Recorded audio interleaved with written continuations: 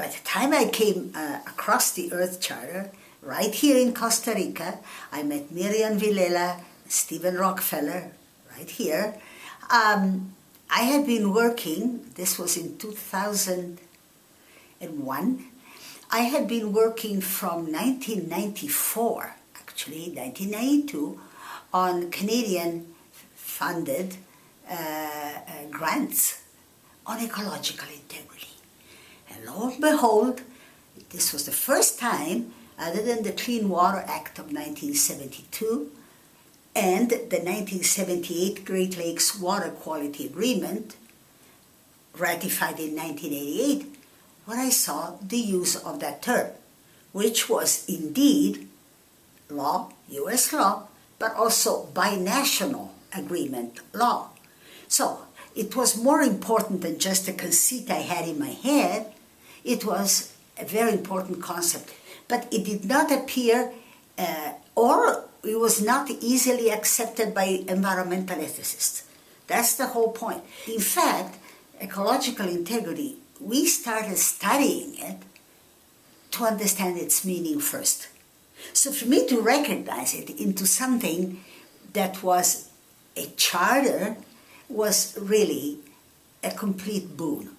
We'd been studying it, and we did not really fix on a meaning for it until 2000, when our final definition of a group, not my own, but of a whole group of scientists, philosophers, and so on, came together and pulled out a definition. That was just in that year.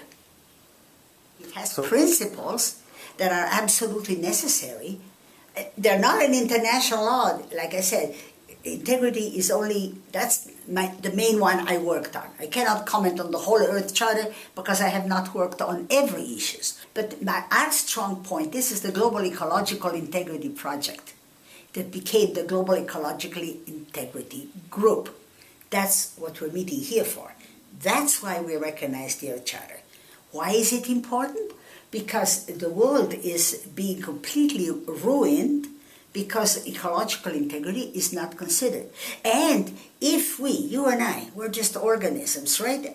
As well as every other organism in the forest, in the sea, in the air, if we don't have an environment, a habitat, that includes ecological integrity and that is respectful of it, our own physical, biological integrity will be under attack.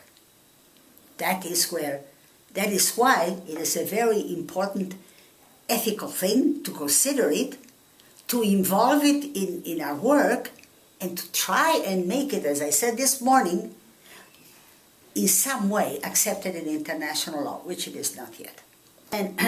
And it's a two-way street. If we get it too far accepted, say by the UN, say through a UN resolution, you know, the UNESCO has accepted it, of course, and has adopted it.